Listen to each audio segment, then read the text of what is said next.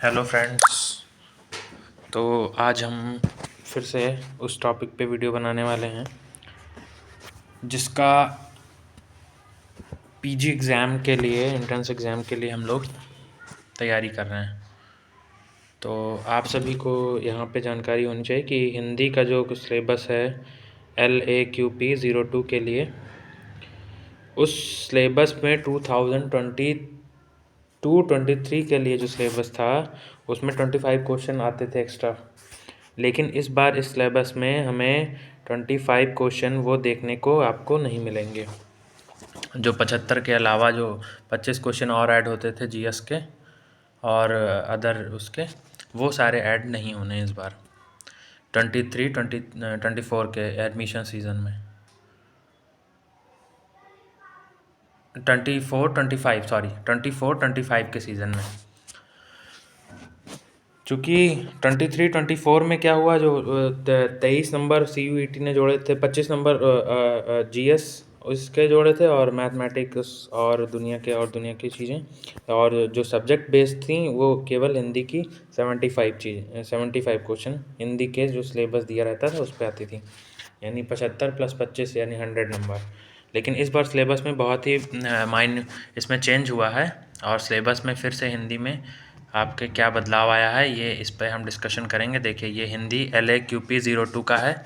Note आपको दिया हुआ है, जैसे पहले भी दिया रहता है। मैंने पिछले वीडियोज़ में जो बनाया है उसमें 25 क्वेश्चन को ऐड किया था, लेकिन चूँकि इस बार पूरी तरीके से सिलेबस चेंज हो चुका है पीजी एडमिशन का, तो उसमें वो जो 25 क्वेश्चन हैं वो नहीं आएंगे इस बार। केवल आपको अपने सब्जेक्ट के 75 क्वेश्चंस को ही प्रिपेयर करके जाना है। तो अब हम आगे बढ़ते हैं इसमें। नोट में पहला है कि the question paper which will have 75 question, only 75 question.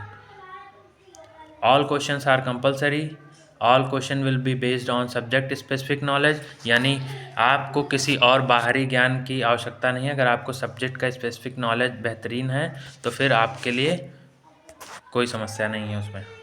The question paper will be in Hindi.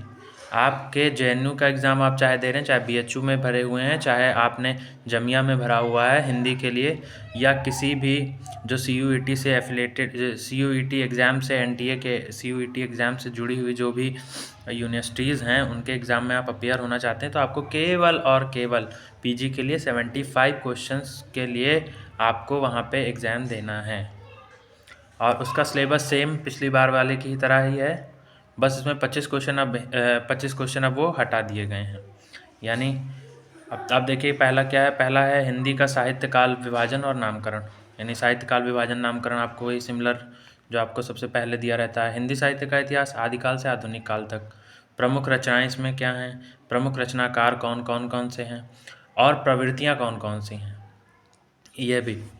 और तीसरा फिर हमारे सिलेबस में है हिंदी साहित्य की विविध विधाएं और एवं रचनाकार, यानी कौन कौन सी विधाएं हैं हमारी। उपन्यास, कहानी, नाटक, निबंध, आलोचन एवं अन्य गद्य विधाएं। प्रयोजन मूलक हिंदी के विविध रूप। चौथा है। पांचवा, जन संचार माध्यमों में हिंदी, समाचार पत्र और हिंदी, विज्ञापन और हिंदी, रेडियो और टेलीविज़न में हिंदी, ये सब चीज़ें। भारतीय काव्य शास्त्र, इसके बारे में भी छठे पॉइंट में कहा गया है। और शब्द शक्ति, काव्य हेतु, काव्य प्रयोजन एवं काव्य लक्षण, इन सभी के बारे में आपको बताना होगा। आपको बढ़िया से जानकारी होनी चाहिए, और इसमें कौन कौन सी बढ़िया चीज़ें हैं, कौन कौन सी ऐसी चीज़ें हैं जो प्रसिद्ध हैं, उनके बारे में आपको जानकारी होनी चाहिए। सातवां सिलेबस के हिसाब से हमारे पास है हिंदी व्याकरण। इसमें संधि, समास, काल, वाक्य विन्यास, ये सारी चीज़ें एकदम सिमिलर वैसी ही हैं, बस इसमें उन 25 क्वेश्चनों को हटा दिया गया है। अब आपको केवल 75 क्वेश्चंस पे ही CUET एग्ज़ाम देना होगा और उसी पे ही आपकी मेरिट तैयार होनी है। तो आज का वीडियो यहीं पे समाप्त होता है। आगे और जानकारियों के लिए हमारे चैनल पे ही बने रहिएगा। धन्यवाद। जय हिंद, जय भारत।